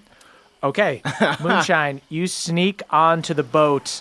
You hear a voice go, "Oh shit, Gunther, I know she's not ready, but I think we gotta take off." Gunther, I'm pregnant. So suddenly you guys hear some scrambling, and Moonshine, as you're sneaking onto the boat, you see the rat dude at the front of the ship, the part facing the ocean. He's taking the steering wheel, and he goes to grab a lever next to it. What do you guys do? Because you guys aren't on the boat, shit. Hardwon and Beverly. Okay. Hop 3, on the boat. 2, We're hopping 1. on- hop on You the get boat. Hop on the boat. Are you guys on? We're on the boat. You guys are on. I'm on the boat. Okay, so you guys see this rat pull down the lever. Suddenly, there's an explosion out of the back of the ship as a rear thruster ignites and blows up a big part of the dock behind it. The ship rockets into the sea like a plane on the runway, and as you brace yourself to not fly off the deck, the bear dude reveals himself from behind the mast and begins charging at you with the wind whipping around him. Everyone roll initiative. Hell yeah. Oh boy. Oh, my. It's not too late if you just want the drugs. 8. 9. Nat 20. Ooh. Hell yeah. Nice. There it is. Forgive me, Sensei. I must go all out. Beverly is feeling very ready to prove himself. Bev, you act first. Okay, I want to cast. Who's driving the plane? The mouse Little folk rat. guy. I want to cast command on the mouse folk. Go for it. Okay. He passes. He's very smart. Damn it. Okay. That was my action. Cool. That is Gunther. Gunther charges forward at you, Beverly. Fine. That is going to be 24 to hit. Oh, that's gonna hit. That's 14 damage Okay. on his first hit. He is going to take a second attack, and he's going to miss, and he takes a third attack with his spear, and he is going to get a 21 to hit. I'm going to assume that hit. Yeah. Another 10 damage. Okay. Wow. I'm at 2 HP. Cool. He is a big bear. He is a big strong. bear man. That's fair. He's a bear. Cool. Cool. That is hard one. Cool. I guess. Should I grapple the bear? try to like. I feel wonder. like these guys are good guys. I know don't that's. wanna kill I them. think that we shouldn't. I don't think that we should try to kill them. No, I Here's agree. I want to yell to this rat guy. Yeah. I'm just gonna pick up my pickaxe Yeah. and say, I will fucking tear this ship apart and bring us all down if you don't relax and talk to me. Look, man, I don't know who you are, kid, but Gunther ain't stopping for anything. We're taking this thing into the sky. No, you're not. You want to know who I am? I'm Hard One Surefoot, pride of the Dwarfenage, bastard of the mountain. I've born further into Iron Deep than anybody else, and I will tear the fuck out of your ship. This guy takes his eyes off the prize and looks back at you, and he goes, You said you were from a dwarfenage. Yeah. Holy fucking shit, Gunther, don't kill him. Don't kill him. All right, we're going up. You guys all take off into the sky together. Finally, the airship finishes its ascent. You're now fully in the air. Gunther climbs up the mast and lets down these giant sails that allow the ship to just glide. And the mouse folk walks over to you, Hard One. Elias? Oh, God. That's my fucking dad. Oh my lord. You know my father? You like the spitting image of him.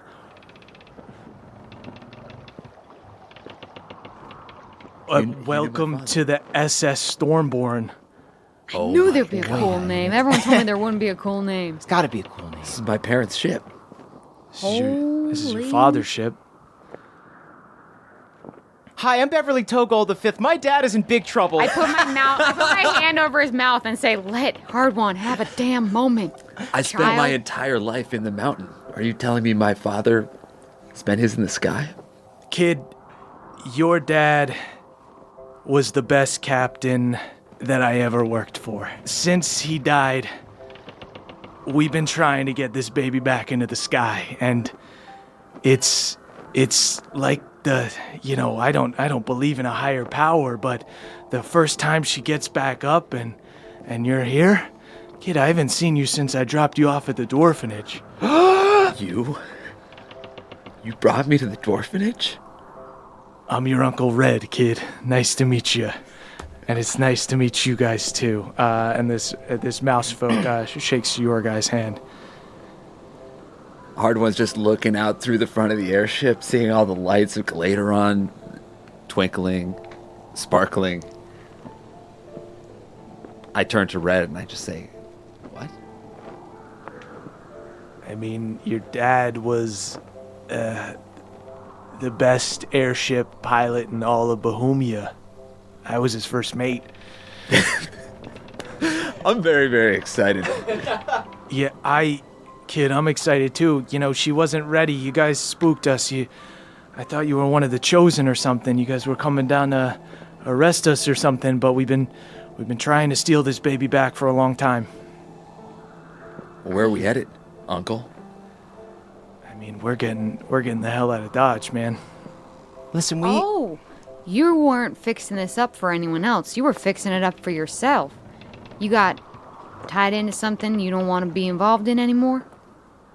Yeah, we were told you were working with maybe some nefarious folk, but it seems we got some bad information. I mean, you see he looks down, he goes, what do you mean nefarious folk? The widow. Do you know the widow? Which, for the record, I don't necessarily know that she's nefarious. She's kind of neither here nor there, but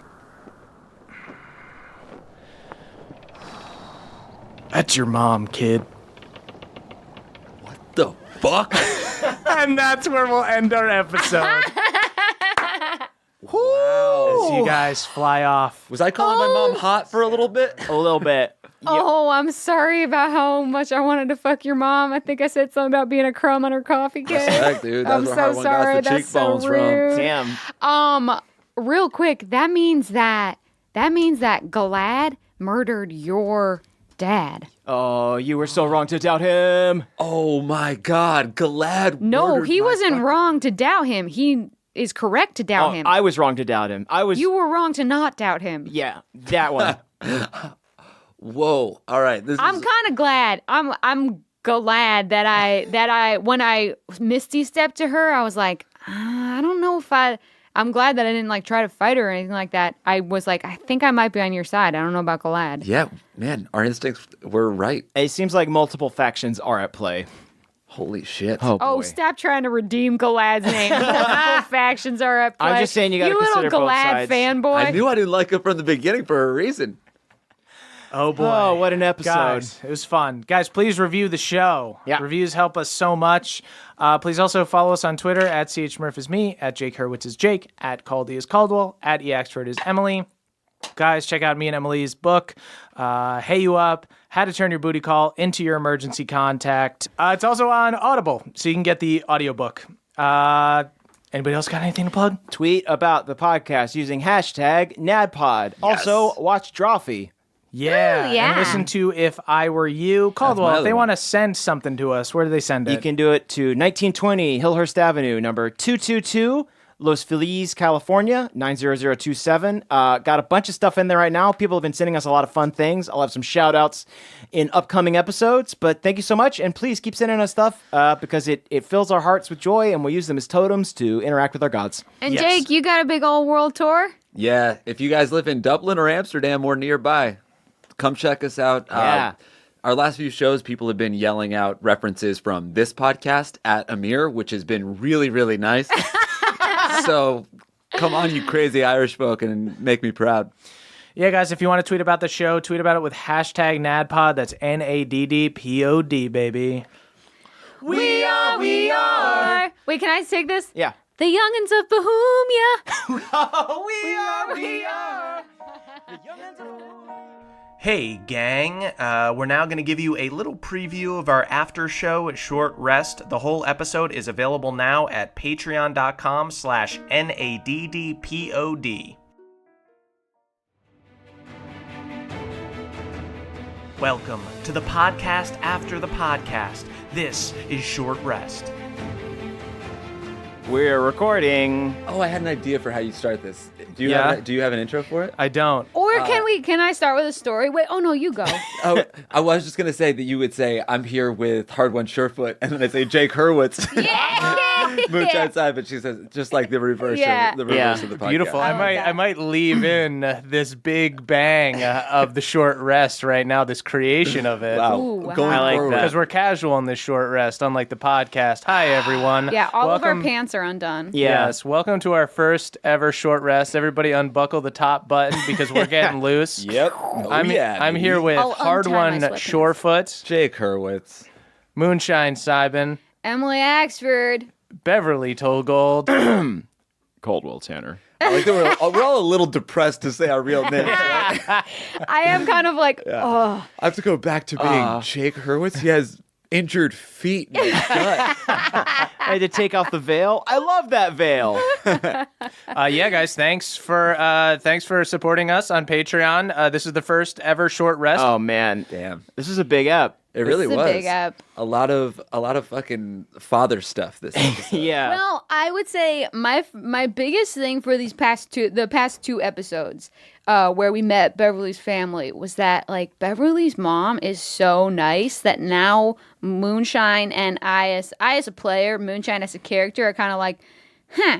Why did I feel so bad for Beverly? There was a time where it seemed like Beverly's parent. It was going to be sort of like a Sam Tarley situation, Right. Yeah. Where like the dad really disdained Beverly. It was definitely a Sam Tarley light. Yeah, it's also my fault, not Caldwell's fault for that because I wasn't blaming Yeah, her. I don't think Right. it's a fault. I think it's just like. no, It's I a fucked funny up. twist. Okay, Did you want to make his dad? No, meaner? I think Caldwell was, because when you as the direct messenger, Yes. Caldwell's feeding me stuff about how his dad like doesn't approve of stuff and everything. So it's kind of on me to then create a character like that. But since it's a comedy podcast, you can't just have him be, really Murph? a unforgiving really asshole. stern, Yeah. awful guy who's not funny at all. Murph, can I say though, I actually don't think that's your fault. I thought it was very true to life. That I feel like especially when I was like in my 20s, I met so many guys who were like had all these daddy issues, and then you always meet their mom and they have the sweetest fucking nicest mom, and it's like, Yeah. oh, if you could just like realize that you have a great mom. Like, you don't need your dad to like not be mad at you that you didn't play sports in high school or something like that. Yeah, it's true. And I think a lot of the times it's not like that the dad actually hated anybody. It's just that like he had a tougher time expressing how much he loved you. Yeah. At least that's what I tell myself about my relationship with my dad. It's definitely less like mean dad and more stern, distant dad. Yeah. Which, can be equally damaging in some ways. But I'll tell you what, I think one of my favorite writing things on that episode was Bev finding all of the all of the notes in the trash can that your dad wanted to send to you. It was fun because I was like, I'm going to find a cool clue. And Murph was like, JK, you're just going to find an emotional attachment to your father. What's a cooler clue than that? Greatest clue of all. Well, You got Ladybirded is what you did. Has anyone seen the very good film Lady Bird? I sure Yeah. did. Because that happened so hard. in Lady Bird. Metcalfed. The best in D&D as the DM, you're trying to Metcalf your players. Here's a question for you. Like when with something like that, with Bev finding those notes, did you ever like make a mental note that he was going to find those things? Or was that like once he started looking through the room, you like just knowing his dad's character, like imagine that's something that would be there? Right. Yes, that's improvised based on like kind of knowing the relationship that Bev has with his dad. Oh, wait, since we're asking questions to the DM, aka the direct messenger, I think that a question that we should ask every single short rest is, Murph, what surprised you? Or are you willing to go there? If you would like to keep up the DM screen, an emotional DM screen, and not even show us your hand, that's fine. I think it's kind of fun. I really liked that you guys chose to have Beverly defend his dad. I thought that was dope because it was your guys' choice. You guys could have kind of done whatever you wanted. Right. Yeah, it's weird. You edited out like the 20 minutes where I tried to argue that Moonshine should do it because she needed a moment of We held glory. Caldwell down in the studio for a little bit. Listening back to that episode, it's like Mr. Pebblepot Esquire was going to be a really Pebble Pop. It was basically what I was. he was going to be a terrible lawyer, and we Yes. sort of like cut him out early. Yeah, we jumped ahead. Would you have let that full trial go on? And My plan was always it was just going to be a very bad trial. your plan was always to throw the fucking trial. My plan was for Duncan Pebblepot, Denny's dad, to give a very bad defense. Without your guys' interference at all, what happens there is What Pebblepot if- gives a bad defense, and then Beverly's dad gets his head cut off by the crag. Just there. I'm just imagining the three of us just just leaning back and letting you and narrate this for like 20 minutes and we say nothing. Just awful radio. And just me talking to myself in 4 different voices, stuttering, stammering because nobody's stopping it. Hard One continues to look at his feet. Too much of a coward to speak up. Moonshine is looking at the stone, is scrolling through the stone that old Cobb gave her, looking for text messages. There was a great moment where you were like switching between the crown or the young king, the boy king, and like the boy king's regent and like the boy king's mom, and it was like just there was a brief Murph audio drama going on, and it was very nice. Yeah, that tends to. I fucking hate doing that. I hate When you're like having a one-man people, show. Yeah, when people are like, I sneak in and I listen to people talking, I'm like, oh god damn it. That's Now why I'm gonna pimp you into that all the time. There'll be people that we're supposed to meet, and I'll be like, Moonshine sneaks in and listens. That's why you make. She sets up a little camping chair so that she can really take her time and listen. It's really funny Cups because are my favorite thing is so close to my least favorite thing. My favorite thing is when you guys are in character, just kind of playing amongst yourselves, and I'm not doing anything. Like when you guys were with like Nathan and you were around the fire and stuff, it was so fun to just like listen to you guys playing character. And then my least favorite thing is right next to that is when there's just so many goofs that I can't talk. Right. I love it when you guys have fun, but hate when you have too much fun. I hate when you have fun out of character.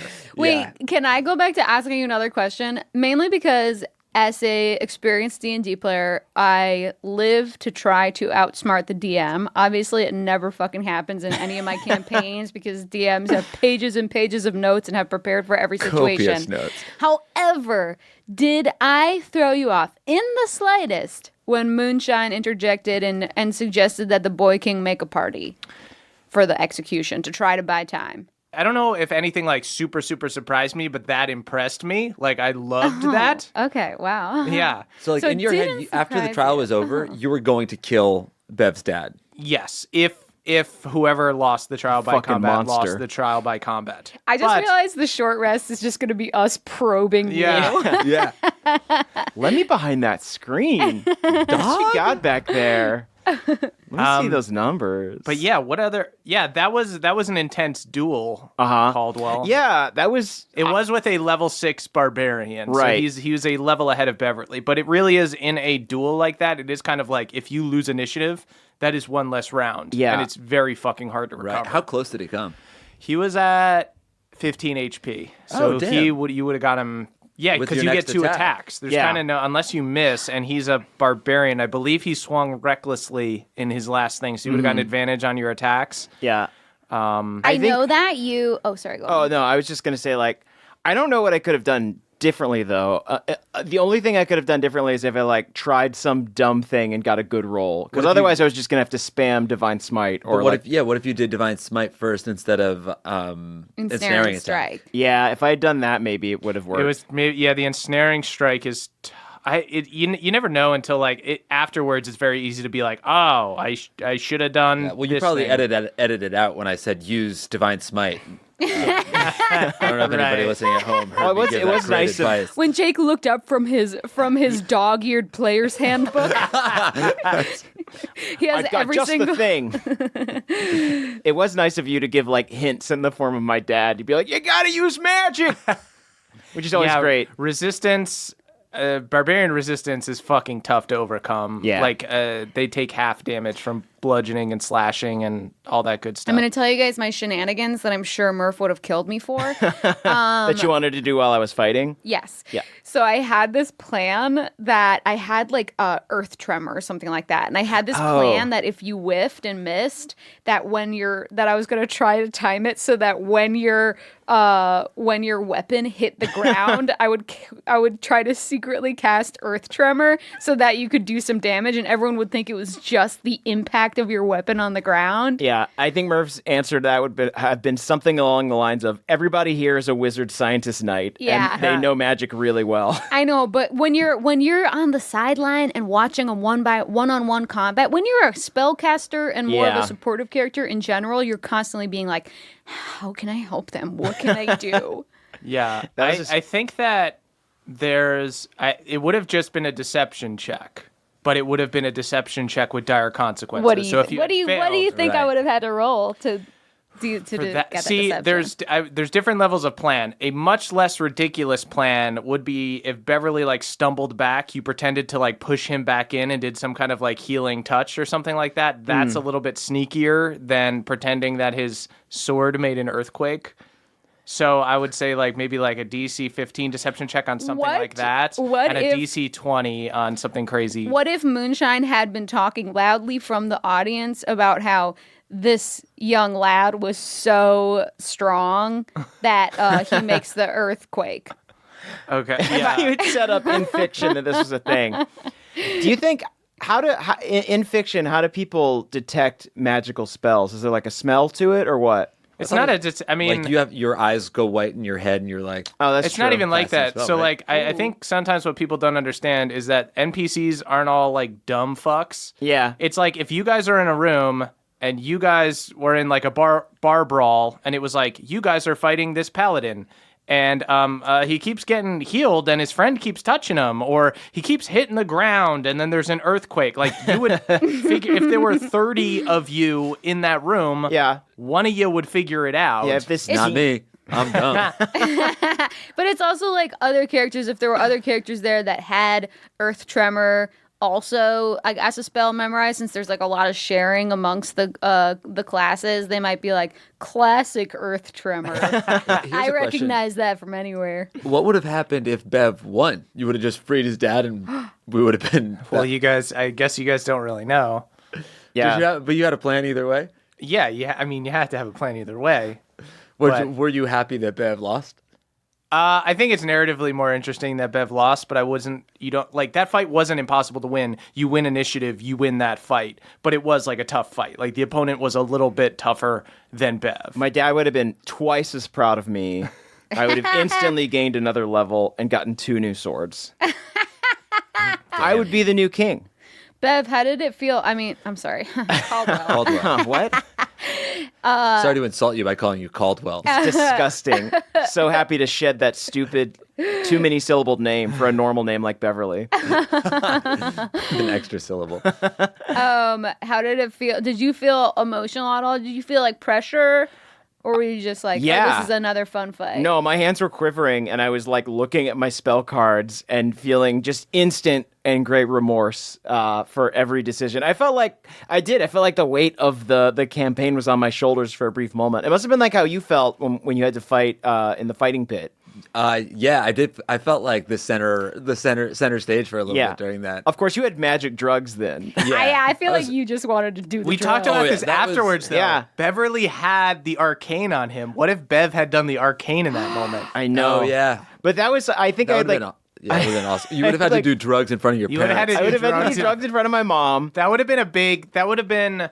Here's the thing, I guess, for you to have strategically optimized that fight, that would have been very against Beverly's character. There's a version where you could have done it in character, but it would have been after you were like almost already dead. You know what I mean? If I'd screamed, "I'm so sorry, mommy." Yeah. And then I yeah, took like drugs. when you were at like half HP or something, if you had taken it out of desperation. Right. Like, I can't lose.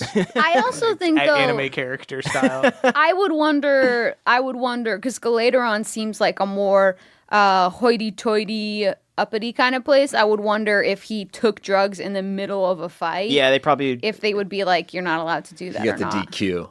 Yeah. I don't think get a red They have a card. doping laws. I didn't establish that ahead of time, and taking a potion takes like an action. So if you really wanted to like take a potion during a fight, I think you could. That's just one less attack you could do. You didn't mention it, but there was a wizard in a referee robe, like a black and white striped robe there with a big rule book. And he There said, was "Say no to also- drugs." There was also an establishment called Magical USADA.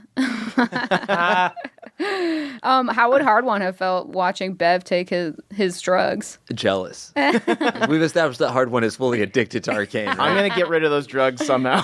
Yeah, it's good that they're gone. Oh wait, no, we still have them. You just tried to. We still have them. Yeah, pawn your them off uncle on my didn't want them.